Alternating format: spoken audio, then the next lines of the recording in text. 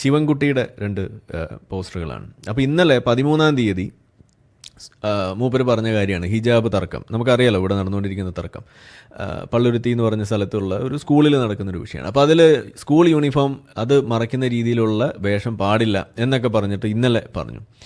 പിന്നെ ആരോ ഒരാൾ വന്നിട്ട് എന്നിങ്ങനെ പറഞ്ഞു എന്ന് തോന്നുന്നു, എന്താ ഉണ്ടായെന്നൊന്നും ആർക്കും അറിയില്ല. ഇന്ന് വന്നിട്ട് പറയുന്നത് എന്താ വെച്ചാൽ വിദ്യാർത്ഥിനിക്ക് ഹിജാബ് ധരിച്ച് തുടർ പഠനം നടത്താൻ അനുമതി നൽകണം, സ്കൂൾ അധികൃതരുടെ ഭാഗത്ത് ഗുരുതരമായ വീഴ്ചയുണ്ട് എന്ന് ശിവൻകുട്ടി വന്ന് പറഞ്ഞു. അപ്പോൾ ഇന്നലെ യൂണിഫോം മറയുന്നതും അതൊക്കെ വലിയ പ്രശ്നമായിരുന്നു. ഇന്ന് വന്നപ്പോൾ അത് കുഴപ്പമില്ല, അതിനെന്താ കുഴപ്പം, ഹിജാബിന് എന്താ കുഴപ്പം എന്ന ചോദ്യത്തിലേക്ക് വന്നിരിക്കുകയാണ്.